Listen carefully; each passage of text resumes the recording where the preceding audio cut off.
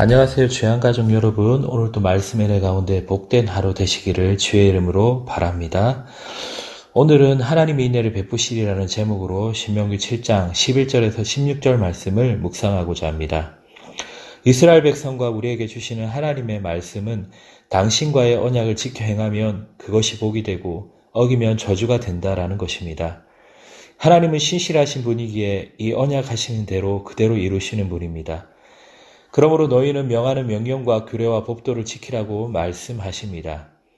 이것이 복을 얻는 길이며 그들의 의로움이 되는 길입니다. 그러므로 이 모든 법도를 지켜 행하면 내 하나님 여호와께서 내 열조에게 맹세하신 언약을 지켜 내게 인애를 베푸실 것이라고 하셨습니다. 그 맹세하신 언약의 내용은 사랑하고 복을 주고 번성케 하시는데 열조에게 주라던 땅에서 내 소생에게 은혜를 베풀어 모든 것을 풍성케 하시고 생육에 번성함을 주시며 모든 질병을 내게서 멀리하게 하시고 심지어 그것을 너의 미워하는 자들에게 임하게 하실 것이라고 합니다. 그러므로 내게 붙인 모든 민족을 긍휼히 여기지 말고 진멸하라고 하십니다. 그런데 이스라엘 백성들이 가나안에 들어가서 이 모든 명령과 규례를 다 지켜 순종하였습니까? 그렇게 하지 못했습니다. 그러함에도 불구하고 하나님은 실패한 이스라엘에게도 신실하게 언약을 행하셨습니다. 그래서 우리가 첫 번째 봐야 될 것은 신실하게 언약을 지키시는 하나님이십니다. 가나안에 들어가서 여호수아와 갈렙이 죽을 때까지도 그들은 그 땅을 다 정복하지 못했습니다. 그러자 그 남겨진 족속들이 옆구리에 가시가 되었습니다. 심지어 가나안에 들어간 1세대들이 다 죽고 나자 그들은 자기의 소견에 옳은 대로 행했습니다.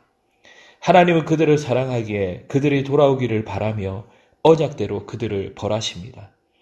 그래서 사사시대 이스라엘의 역사를 보면 고생과 회개의 반복이었습니다. 왕들의 시대에도 마찬가지입니다. 정말 하나님을 사랑하는 왕이 나오면 그 왕의 통치 기간 동안은 평안을 누리지만 그런 왕이 죽고 나면 또다시 하나님의 언약을 어겼습니다. 하나님은 그들이 돌아오기를 바라며 다시 징계하셨습니다. 그래서 이스라엘은 주변 나라들에게 수도 없이 침략을 당하고 결국 북이스라엘은 아수르에 망하고 남유다는 바벨론에 의해 망하는 것입니다. 그러나 그것이 끝이 아닙니다. 하나님께서는 이런 이스라엘 가운데 선지자들을 보내시면서 자신의 언약이 파여지지 아니하였음을 말씀하셨습니다. 예레미야 33장 19절에서 26절을 살펴보면 낮과 밤에 대한 약정이라는 말이 나오는데 하나님께서 천지를 창조하시고부터 계속되는 일입니다. 노아 홍수가 있었어도 낮과 밤에 대한 약정은 그대로 계속되었습니다. 낮과 밤의 약정을 사람이 파하거나 바꿀 수가 없는 것입니다. 만약에 바꿀 수 있다면 하나님께서 아브라함과 이삭과 야고보과 다윗에게 하신 언약도 파하실 수 있다는 것입니다. 이 말씀은 하나님께서 절대로 언약을 파기하지 않는다라는 말씀입니다. 이 정도로 언약에 신실하신 여호와 하나님께서는 자기의 언약을 반드시 이루어내신다는 말씀입니다. 여호와 하나님께서 이스라엘과 맺으신 언약을 이스라엘은 온전히 이루어낼 수가 없습니다. 그 언약을 지킬 수 없음이 율법으로 더욱더 분명하게 드러나는 것입니다. 그렇다면 이스라엘 백성에게 남은 것은 저주와 심판 외에 달리 다른 길이 없는 것입니다. 범죄하는 그 영혼이 심판을 받는 것이기 때문입니다. 그러나 하나님은 새로운 언약을 허락하십니다. 그 언약이 무엇입니까? 바로 예수님이십니다. 그래서 두 번째로 우리가 보아야 될 것은 언약을 지키시기 위해 아들을 보내신 하나님입니다. 예수님은 사람의 모양으로 오셨지만 죄가 없으신 분입니다. 뿐만 아니라 예수님은 오직 하나님의 뜻을 100% 온전히 다 이루신 것입니다. 그래서 예수님의 모든 생애는 하나님의 말씀을 응하게 하기 위한 삶이었습니다. 자기의 뜻을 이루시는 것이 아니라 하나님 아버지의 모든 약속의 말씀을 다 이루시기 위한 것입니다. 그러므로 신실하신 하나님의 언약을 그 아들이 다 이루신 것입니다. 그 다 이루심의 현장이 바로 십자가입니다. 예수님께서는 십자가를 다 이루셨다고 하시고 운명하셨습니다. 그러므로 십자가란 언약을 어긴 저주를 다 받은 자리이며 동시에 그 십자가 안에서 자기의 택한 백성들이 용서함을 받는 자리인 것입니다.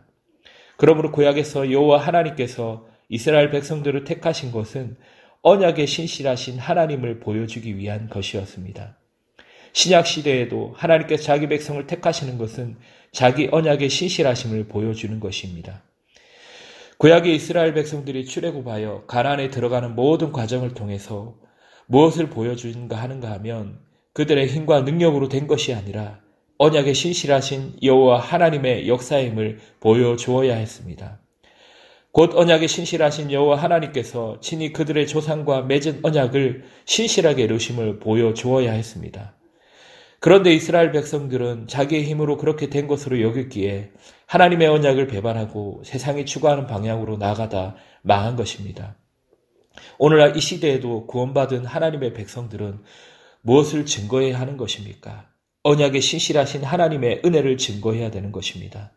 우리가 세상의 영을 받지 아니하고 하나님께로부터 온 영을 받았다면 하나님께서 우리에게 은혜로 주신 것들을 아는 것입니다.